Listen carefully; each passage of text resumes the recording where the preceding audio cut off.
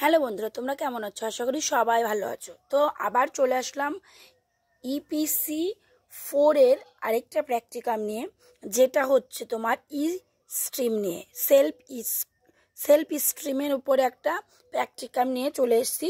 পুরো টাইটেলটা আর আমি পড়লাম না, তোমরা একটু দেখে নিও।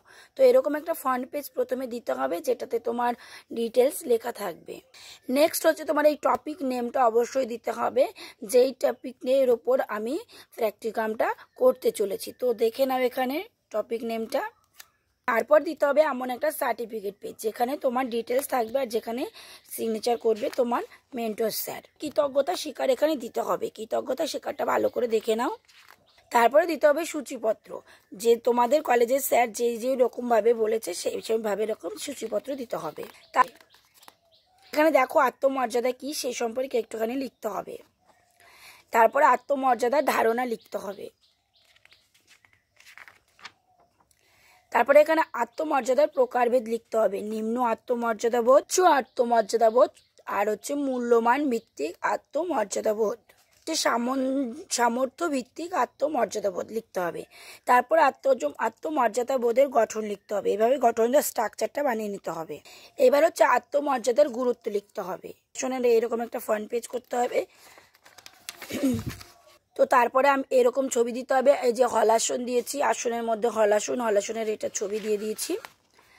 তারপরে হলাসনে করার পদ্ধতি, উপকারিতা আর বিধিনিষেধ লিখতে হবে। তারপরে এখানে দিয়েছি শীর্ষাসনটা এইভাবে ছবিটা দিয়ে দিয়েছি। পদ্ধতি, উপকারিতা, বিধিনিষেধ। এবার হচ্ছে পবন মুক্তাসন, এভাবে ছবিটা দিয়ে দিয়েছি। পদ্ধতি, উপকারিতা, বিধিনিষেধ।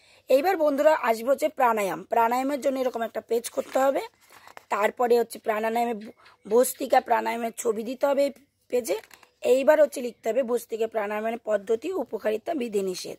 আমি যেভাবে করেছি তোমরা এইভাবে যদি প্র্যাকটিকামটা করো তাহলে একদম নির্ভুল হবে।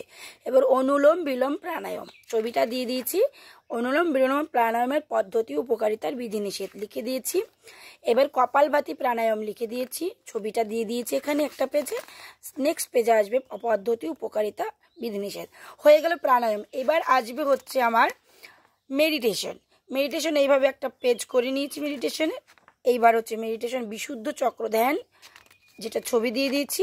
বিশুদ্ধ চক্র ধ্যান করার পদ্ধতি, উপকারিতা, বিধিনিষেধ।